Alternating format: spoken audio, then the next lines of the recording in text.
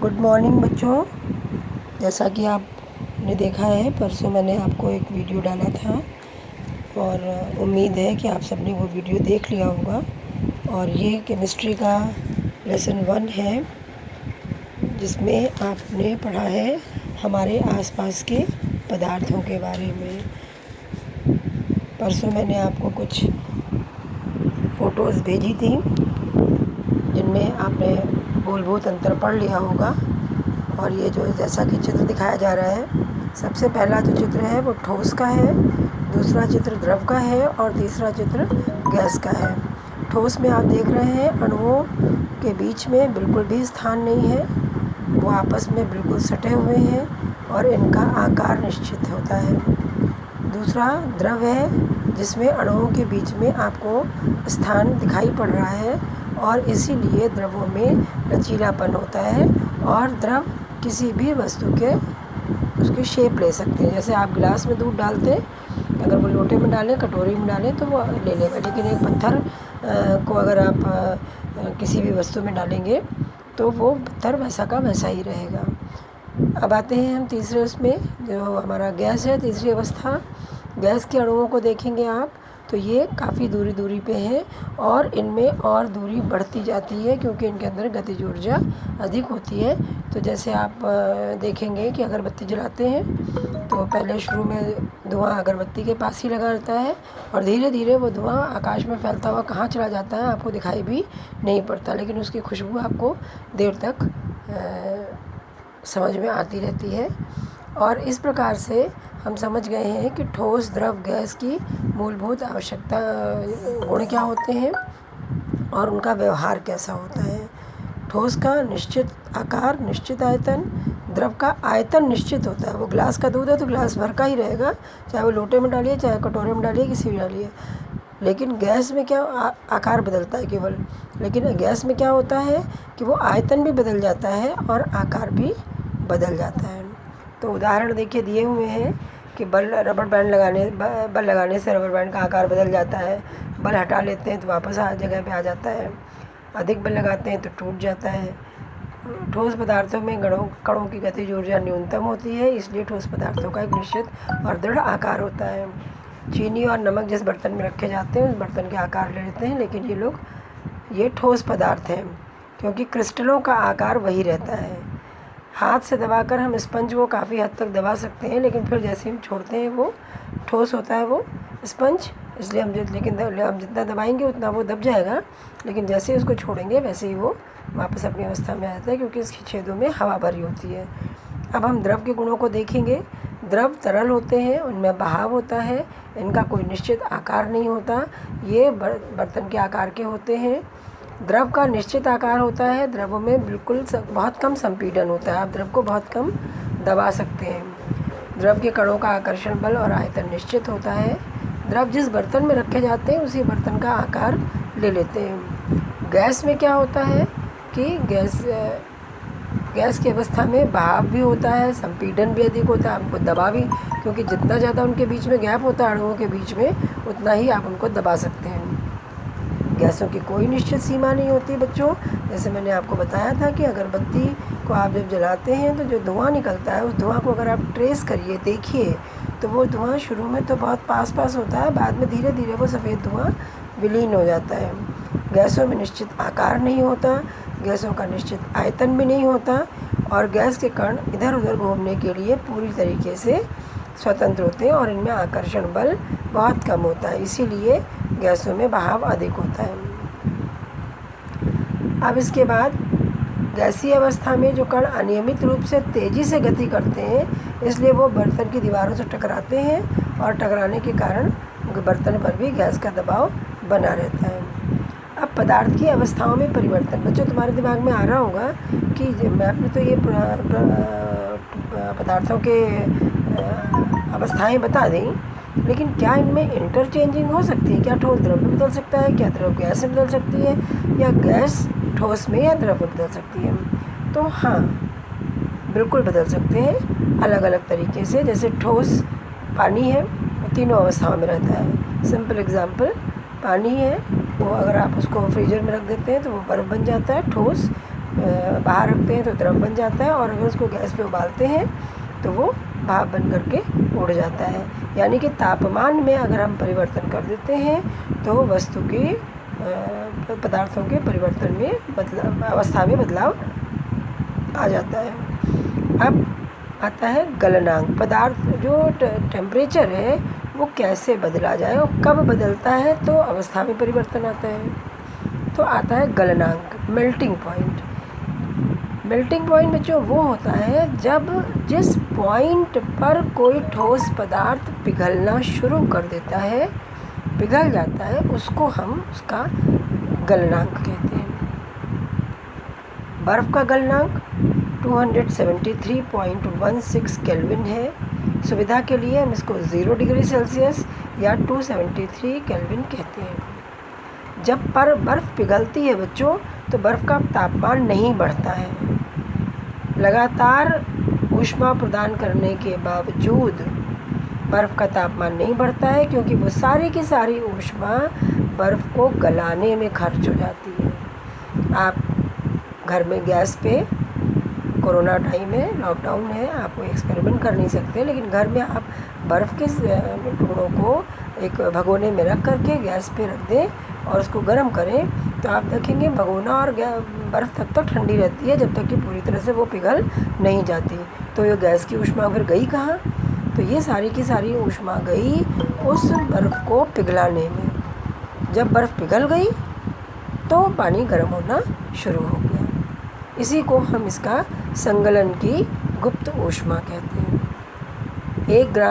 1 kilogram ठोस को उसके गलनांक पर द्रव में बदलने के लिए जितनी ऊष्मा की ज़रूरत होती है उसे उस संगलन की गुप्त ऊष्मा कहते हैं। अतः 0 डिग्री बर्फ़ के टुकड़ों की तुलना में 0 डिग्री पानी सेल्सियस पर पानी के कणों से अधिक ऊर्जा होती है।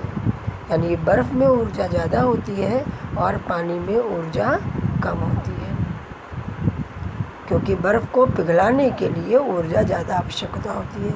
इसी तरीके से पानी को बर्फ़ में बदलने के लिए भी ज़्यादा ऊर्जा की आवश्यकता होती है। यही कारण है कि बर्फ़ की ऊर्जा ज़्यादा होती है और पानी की ऊर्जा कम होती है। उसी मात्रा की बर्फ़ और उसी मात्रा का पानी, लेकिन ऊर्जा बर्फ़ में ज़्यादा होती है और पानी में कम होती है। अब आते हैं बच्चों हम क्वथनांक पर। क्वथनांक यानी उबलना। हम पानी को भगोने से गैस पे रखते हैं तो बेटा पानी में तुरंत नहीं उबलने लगता, गुनगुना होता है, धीरे से गर्म होता है, फिर उससे गर्म होता है, उससे गर्म होता है, और एक पॉइंट आता है जब हमारा पानी बॉयल होने लगता है, और उसी बॉयलिंग पॉइंट को, उसी उबलने के बिंदु को हम क्वथनांक कहते हैं। जैसे जल का क्वथनांक है 373 केल्विन, यानी कि 0 डिग्री सेल्सियस, और 100 डिग्री सेल्सियस यानी कि पानी 100 डिग्री सेल्सियस पर उबलता है। बर्फ़ की ऊष्मा थी 273 केल्विन और पानी की क्वथनांक हो गया 100 डिग्री, तो इसलिए पानी का जो क्वथनांक है उसको हम 373 केल्विन भी कहते हैं। अब इसमें आती है वाष्पीकरण की गुप्त ऊष्मा। आपको मालूम है कि पानी जब उबलता है तो वाष्प बनती है। पानी के और वाष्प बनने की प्रक्रिया तब से शुरू हो जाती है जब से पानी हल्का गुनगुना शुरू होता है। तो वायुमंडलीय दाब पर 1 किलोग्राम द्रव को उसके क्वथनांक पर वाष्प में बदलने के लिए जो ऊष्मीय ऊर्जा की आवश्यकता होती है उसे वाष्पीकरण की गुप्त ऊष्मा कहते हैं। यानी 1 किलो पानी जब आप चढ़ाते हैं आग पे या गैस पे, तो उसको उबलने तक जितना ऊष्मा दी गई वो ऊष्मा उसकी गुप्त ऊष्मा है। वो अभी उबाल नहीं आया उसमें, लेकिन उबलने की प्रक्रिया शुरू हो गई, तो उस प्रक्रिया में, भाप बनने की प्रक्रिया में जो ऊष्मा दी जाती है उसे गुप्त ऊष्मा कहते हैं। अब जब पानी को उबालते हैं तो पानी के तापमान में वृद्धि नहीं होती, जैसा कि अभी हमने आपको बताया, तापमान 100 डिग्री सेल्सियस ही रहता है, क्योंकि वाष्पीकरण की गुप्त ऊष्मा जो है वो पानी के कणों के बीच में जो अणुओं के बीच आकर्षण बल है उसको तोड़ती है। आपको मालूम है कि गैस के बीच में आकर्षण बल बहुत अधिक होता है, बहुत कम होता है, ठोस में बहुत अधिक होता है, द्रव में थोड़ा कम होता है। तो द्रव के पानी के अणुओं के बीच में जब गैस अणुओं के आकर्षण बल को तोड़ा जाएगा तभी तो वो गैस बन करके पानी से बाहर निकलेंगे। तो उसको गतिज ऊर्जा देने के लिए ऊष्मा जो दी जाती है उसे गुप्त ऊष्मा कहते हैं। अब जैसे बच्चों ये चित्र दिखाया जा रहा है ब्लू वाला बॉक्स, इसमें देखिए ठोस से जो एरो द्रव की तरफ जा रहा है उसमें ऊपर ऊष्मा लिखा हुआ है। द्रव से जो एरो गैसीय अवस्था की तरफ जा रहा है उसमें भी ऊष्मा लिखा हुआ है, और नीचे की तरफ जो एरो लिखा हुआ है उसमें शीतलता लिखा हुआ है। यानी कि ठोस को जब हम गर्म करते हैं तो द्रव बनता है, द्रव को गर्म करते हैं तो गैस बनता है, गैस को ठंडा करते हैं तो द्रव, और द्रव को ठंडा करते हैं तो ठोस। अब इसके बाद बच्चों तुम देखो 25 डिग्री सेल्सियस जल है, जल में बदलता है, 0 डिग्री सेल्सियस पे बर्फ़ बन जाती है और 100 डिग्री सेल्सियस पे वाष्प बन जाता है। अब आता है पॉइंट ऊर्ध्वपातन। बच्चों जो कुछ ऐसे पदार्थ होते हैं जो ठोस को गर्म करते हैं तो वो सीधे गैस में बदल जाते हैं। जैसे कपूर तुमने आरती की होगी या नेफ्थलीन की बॉल तुमने जाड़े के कपड़ों में डाला होगा, तो उन चीज़ को देखा होगा कि कपूर को जलाते ही इसमें पानी नहीं बनता है, वो सीधे गैस में बदल जाता है। ये जो सामने चित्र दिखाया गया है प्रैक्टिकल के लिए, इसमें देखिए नीचे आग जलाई गई है, बंसन बर्नर रखा हुआ है और ऊपर ट्राइपॉड यानी तिपाई रखी हुई है, लोहे के 3 पैरों का स्टैंड होता है, उसके ऊपर एक वायर गॉज रखा हुआ है, तार की जाली रखी है और इस तार की जाली के ऊपर एक पोर्सिलेन की डिश रखी हुई है और उस पर ठोस अमोनियम क्लोराइड रखा है और उस अमोनियम क्लोराइड के ऊपर एक फनल उल्टी करके रखी हुई है और ऊपर रुई का टुकड़ा लगा दिया गया है। नीचे हम बंसन बर्नर को आग लगाते हैं और ये गर्म होने लगती है हमारी वायर गॉज तार की जाली, और तार की जाली से पोर्सिलेन की डिश भी गर्म होती है और फिर हमारा अमोनियम क्लोराइड गर्म होने लगता है।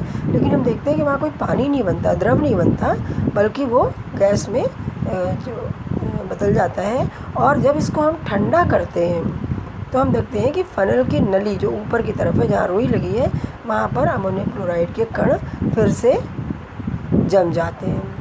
तो यानी कि इसमें 2 ही अवस्थाएं होती हैं, ठोस और गैस। तो इस क्रिया को हम उत्पादन कहते हैं और जो पदार्थ ऐसा करते हैं उनको हम ऊर्ध्वपातज कहते हैं। अब आता है दाब परिवर्तन। अगर हम दबाते जाएं, क्योंकि अणुओं के बीच में जगह है ना, ठोस में जगह नहीं है, द्रव में थोड़ी जगह है, गैस में बहुत ज़्यादा जगह है। तो अगर हम दबाएं तो आपने पढ़ा है कि गैस को हम ज़्यादा दबा सकते हैं, द्रव को कम दबा सकते हैं और ठोस को बिल्कुल नहीं दबा सकते हैं। तो आप देखिए जैसे हम दाब बढ़ाएंगे और तापमान घटाएंगे तो गैस द्रव में बदल जाएगी। ऊपर आपने देखा गैसीय अवस्था को ठंडा करते हैं तो द्रव में बदलता है, और जब अब गैस अगर ठंडी हो रही है द्रव में बदल रही है तो यानी गैस के अणुओं के बीच में जगह कम हो रही है, दबाव बढ़ रहा है। ज़्यादा दाब बढ़ने से गैस के कण नज़दीक आ जाते हैं और वो द्रव में बदल जाते हैं। ठोस कार्बन डाइऑक्साइड को वापस गैसीय अवस्था में बदला जा सकता है और वापस गैसीय अवस्था में बदलने के लिए दाब को घटा देते हैं। अब ये चित्र देखिए, ऊपर द्रव, इधर ठोस और इधर गैस लिखा हुआ है। द्रव से वाष्पीकरण होता है तो गैस बनती है, गैस का ऊर्ध्वपातन होता है तो ठोस बनती है और ठोस का संगलन होता है तो द्रव बनता है।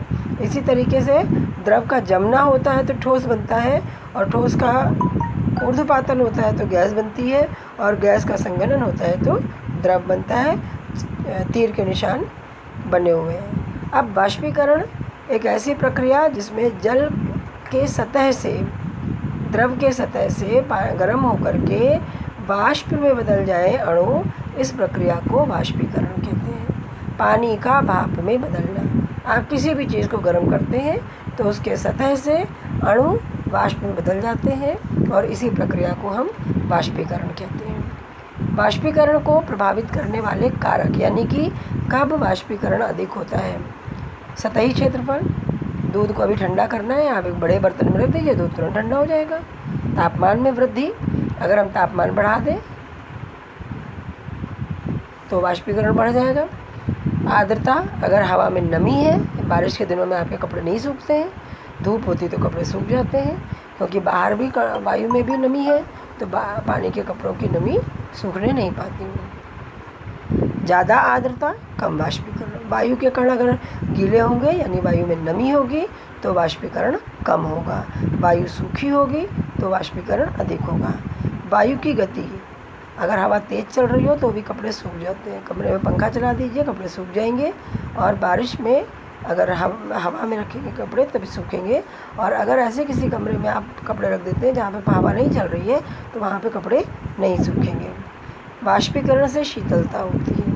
जब पानी वाष्प बनकर उड़ता है तो वो जगह ठंडी हो जाती है, क्योंकि वो वाष्प में बदलने के लिए अगल बगल की ऊर्जा को अवशोषित करती है।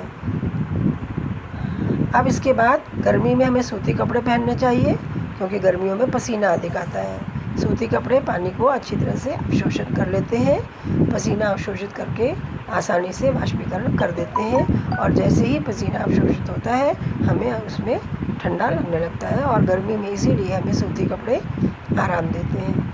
गर्मियों में लोग मैदानों में पानी छिड़कते हैं।